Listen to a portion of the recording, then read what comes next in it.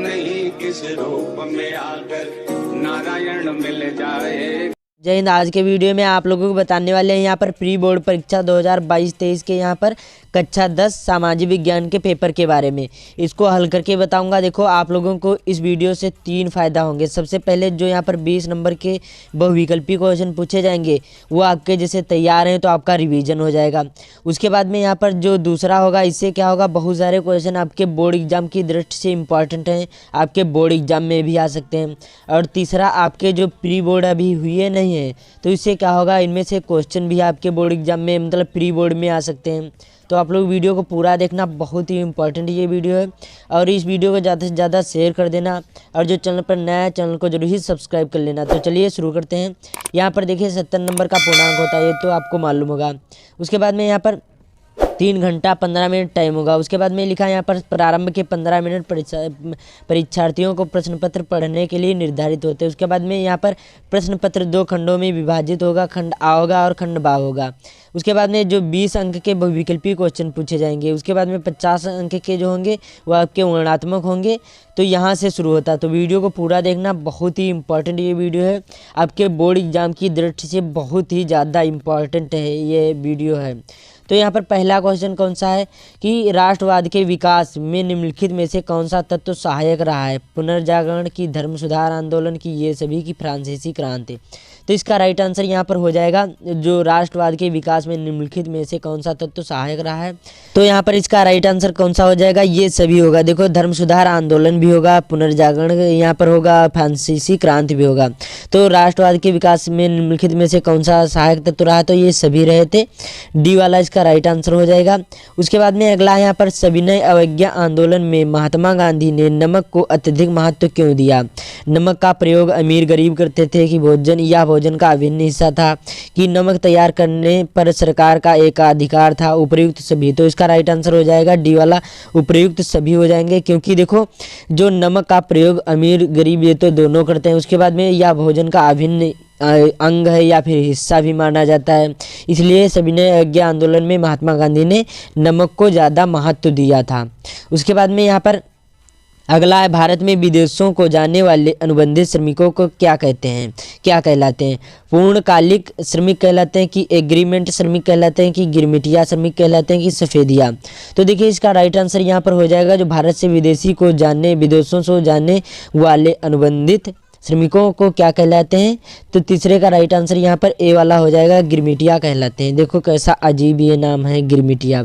उसके बाद में यहाँ पर अगला है, रालेट एक्ट कब पारित हुआ? जो रालेट एक्ट है ये कब पारित हुआ? सन 1919 ईस्वी में, कि 1924 ईस्वी में, कि यहाँ पर 1917 ईस्वी में, कि 1921 ईस्वी में?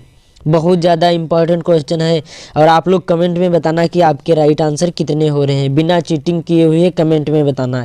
ये सारे क्वेश्चन बहुत ही इंपॉर्टेंट हैं, सभी अच्छी तरीके से तैयार करके जाना। तो इसका राइट आंसर यहाँ पर हो जाएगा, कौन सा हो जाएगा यहाँ पर? बी वाला इसका राइट आंसर हो जाएगा। सन 1919 ईस्वी में रालेट एक्ट कब पारित हुआ? तो 1919 ईस्वी में पारित हुआ था। बी वाला इसका राइट आंसर हो जाएगा।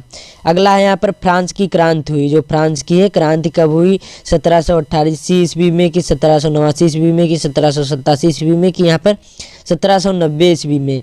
तो यहाँ पर 5वें का राइट आंसर यहाँ पर हो जाएगा, ये भी बहुत ज़्यादा इंपॉर्टेंट है, ये भी बी वाला हो जाएगा। 1789 ईस्वी में, 1789 में फ्रांस की क्रांति हुई थी। अगला है यहाँ पर प्रथम विश्व युद्ध कब प्रारंभ हुआ? ये आप लोग बिना चीटिंग किए हुए कमेंट में बताना इसका राइट आंसर कौन सा हो जाएगा। बहुत ज़्यादा सरल है, बहुत ज़्यादा इंपॉर्टेंट है। तो इनमें से राइट आंसर कौन सा होगा? यहाँ पर 1910 ईस्वी में हुआ था, कि 1911 ईस्वी में, कि 1920 ईस्वी में, कि 1914 ईस्वी में? इसका राइट आंसर आप लोग कमेंट में बताना, मैं आप लोगों को नहीं बताऊंगा। छठे का राइट आंसर कौन सा हो जाएगा? तो अगला यहाँ पर बेल्जियम किस महाद्वीप में है? जो बेल्जियम है ये किस महाद्वीप में है?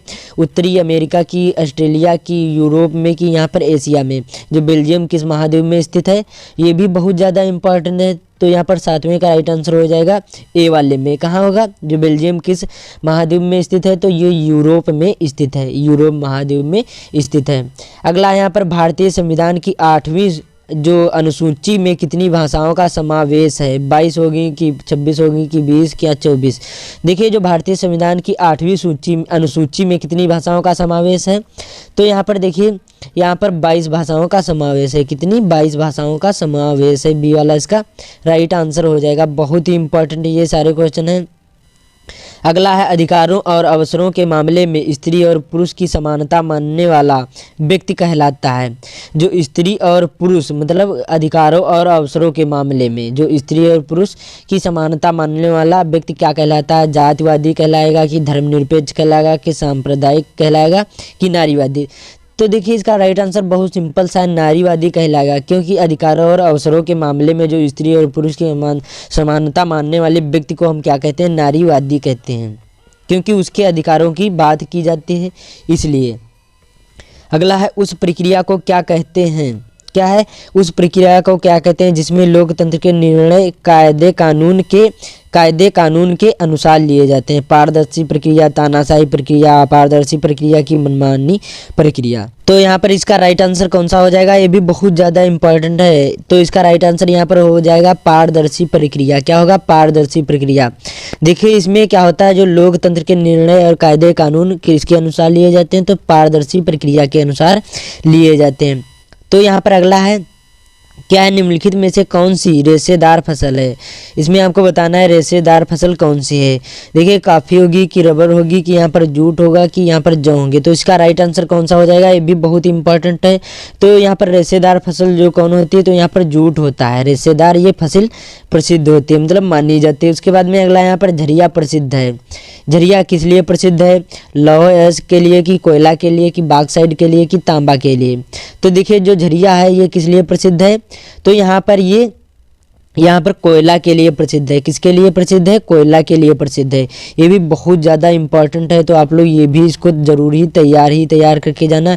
वेरी मोस्ट इम्पॉर्टेंट ये सारे क्वेश्चन है। अच्छी तरीके से आप लोग जरूर एग्जाम से पहले अच्छी तरीके से तैयार करके जाना।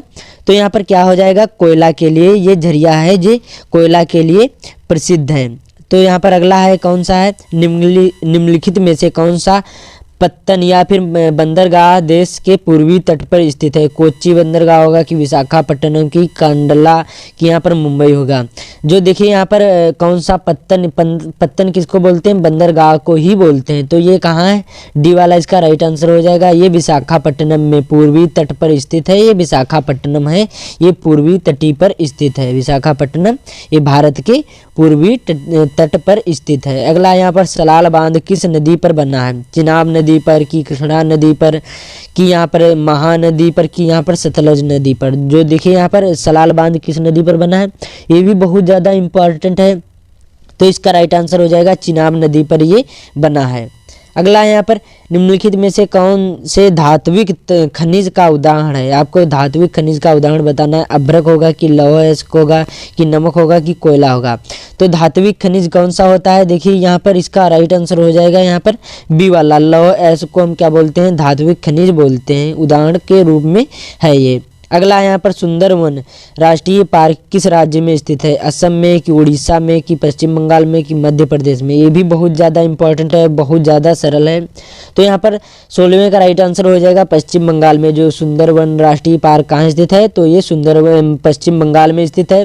और जो पूछा जाए विश्व का सबसे बड़ा डेल्टा कहाँ पर है या फिर भारत का, तब भी ये पश्चिम बंगाल में ही है। सुंदरवन पश्चिम बंगाल में है जो सबसे बड़ा डेल्टा माना जाता है, भारत का हो या फिर विश्व का। अगला यहाँ पर ये भी बहुत ज़्यादा इंपॉर्टेंट है। भारत के राष्ट्रीय उपभोक्ता दिवस कब मनाया जाता है? भारत में जो राष्ट्रीय उपभोक्ता दिवस कब मनाया जाता है? 24 दिसंबर को, 24 अक्टूबर को कि 24 सितंबर को कि 24 नवंबर को? आप लोग अभी वीडियो को पूरा देखना, बहुत सारी चीज़ें आप लोगों को बताने वाले हैं।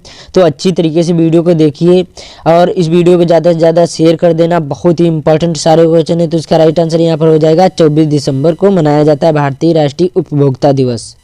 तो यहाँ पर अगला है वैश्वीकरण से सर्वाधिक लाभान्वित हुए हैं? कौन लाभान्वित हुए हैं? कि ग्रामीण मजदूर कि यहाँ पर शहरी शिक्षित व्यक्ति कि ये सभी की धनी वर्ग के उपभोक्ता? तो यहाँ पर 18वें का राइट आंसर यहाँ पर सी वाला हो जाएगा। धनी वर्ग के उपभोक्ता वैश्वीकरण से सर्वाधिक लाभ में उनको ही लाभ प्राप्त हुआ है वैश्वीकरण से। तो यहाँ पर धनी वर्ग के उपभोक्ताओं के लिए ये राइट आंसर हो जाएगा। अगला यहाँ पर एक वस्तु का अधिकांशतः प्राकृतिक प्रक्रिया से उत्पादन कहा जाता है। क्या कहा जाता है? प्राथमिक क्षेत्र की, द्वितीयक क्षेत्र की, यहाँ पर तृतीयक क्षेत्र की, सूचना प्रौद्योगिकी। तो इसका राइट आंसर हो जाएगा एक वस्तु का अधिकांशतः प्राकृतिक प्रक्रिया से उत्पादन कहा जाता है, तो ये प्राथमिक क्षेत्र कहा जाता है। यहाँ पर 19वें का राइट आंसर ए वाला हो जाएगा। अगला यहाँ पर निम्नलिखित में से उत्पादन का साधन कौन सा है? पूंजी होगा कि लाभ होगा कि कर होगा कि सेवाएं होगा? तो यहाँ पर ये भी बहुत सरल है। तो क्या होगा? ये जो उत्पादन का साधन क्या है? पूंजी ही होगी, तभी उत्पादन का साधन होगा। तो यहाँ पर ये आपके थे 20 क्वेश्चन जो आपके बोर्ड एग्जाम की दृष्टि से बहुत ही ज़्यादा इंपॉर्टेंट हैं। अच्छी तरीके से ये क्वेश्चन जरूर ही तैयार करके जाना, रिविजन कर लीजिए। जो आपके तैयार हैं तो इन अच्छी तरीके से इन जो 20 हैं ये क्वेश्चन अच्छी तरीके से आप लोग तैयार कर लीजिए। नहीं जो तैयार हैं तभी आप लोग अच्छी तरीके से तैयार करके जाना, आपके बोर्ड एग्जाम की दृष्टि से बहुत ज़्यादा इम्पॉर्टेंट है। तो यहाँ पर अब चलते हैं क्या किस प्रकार से पूछा जाएगा। खंड बा होगा और इसी प्रकार से आपके बोर्ड एग्जाम में भी पेपर आएगा। तो यहाँ पर देखिए खंड बा में इसमें आपको कितने क्वेश्चन मिलेंगे? इसमें आपको यहाँ पर 4 क्वेश्चन मिलेंगे। कितने? 4 क्वेश्चन मिलेंगे और ये 4 नंबर के होंगे और आपको 80 वर्ड में लिखना। 80 वर्ड का मतलब होता है लगभग में एक पेज 2-3 लाइन छूट जाए, बाकी 80 वर्ड में हो जाती है। वो जो आपकी कॉपी होती है बहुत बड़ी होती है। तो यहाँ पर पहला क्वेश्चन, जर्मनी के एकीकरण कब और कैसे हुआ? ये आप लोग तैयार कर लेना। भारतीय राष्ट्रवाद के उदय के 3 कारण लिखिए। देखिए आपको अथवा करके 2 पूछे जाएंगे, इनमें से आपको एक ही करना। समझ में आया? इनमें 2, पहले में 2 एक करना है दोनों में से, और दूसरे में भी आपको दोनों में से एक करना है, तीसरे में से दोनों में से आपको एक ही करना। अथवा का मतलब होता है एक, चाहे ऊपर वाले का आंसर दो या फिर नीचे वाले का। मैंने इस पर वीडियो बना दिया है कि कैसे आपको कॉपी लिखना है, सारी चीज़ें मैंने वीडियो बना दी हैं, तो विजिट करके चैनल पर देख सकते हैं। तो ये 4 नंबर के 4 क्वेश्चन पूछे जाएंगे। उसके बाद में 5, 6, 7 और 8 और 9 ये आपके 6 नंबर के क्वेश्चन पूछे जाएंगे और ये आपको 150 शब्द सीमा में लिखना होगा। 150 शब्द सीमा कितना होता है? लगभग में यहाँ पर 1.5 पेज में, मान लो कितना 1.5 पेज में 150 शब्द सीमा आ जाएगी। 1.5 पेज या फिर 1 पेज और यहाँ पर 8, 9 और ये लाइन। तो इतना समझ में आया। और ये 6 नंबर का पूछा जाएगा। अच्छी तरीके से लिखोगे तभी 6 नंबर मिलेंगे। तो बहुत ही इंपॉर्टेंट ये वीडियो है। और देखो इसी प्रकार से ये सारे क्वेश्चन बहुत ही इंपॉर्टेंट हैं। चौरी चौरा कांड की घटना, गांधी जी की दांडी यात्रा, आर्थिक क्रियाओं के 3 वर्णन कीजिए। बहुत ज़्यादा लोकतंत्र के गुणों एवं दोषों को भी वर्णन कीजिए। बहुत ही इंपॉर्टेंट ये सारे क्वेश्चन हैं। इनको हल करके आप लोगों को एक वीडियो में प्रोवाइड कर दूंगा। उसके बाद में 9वां क्वेश्चन पूछा जाएगा। ये मानचित्र कार्य करने के लिए आएगा और यहाँ पर ये 1-1 नंबर के पूछे जाएंगे। 10 नंबर के ये होंगे, का और खा होंगे। तो आप लोग ये भी तैयार करके जाना। मैंने इस पर भी वीडियो बना दिया है कि जो मानचित्रकारी कैसे किया जाता है, अच्छी तरीके से वो वीडियो देख लेना। तो इसी प्रकार से आपके बोर्ड एग्जाम में पेपर आएगा। बहुत ज़्यादा इंपॉर्टेंट है ये वीडियो। तो इस वीडियो को ज़्यादा से ज़्यादा शेयर कर देना अपने दोस्तों के साथ, और जो चैनल पर नया है चैनल को जरूर ही सब्सक्राइब कर लेना। बहुत ही इंपॉर्टेंट है। मिलते हैं अगले वीडियो में। मैंने आप लोगों को हिंदी का बता दिया, अब आप लोगों को इंग्लिश का बताऊंगा। उसके बाद में साइंस का, मैथ का, ड्राइंग का, सभी के वीडियो आप लोगों को प्रोवाइड कर दूंगा। तो मिलते हैं अगले वीडियो।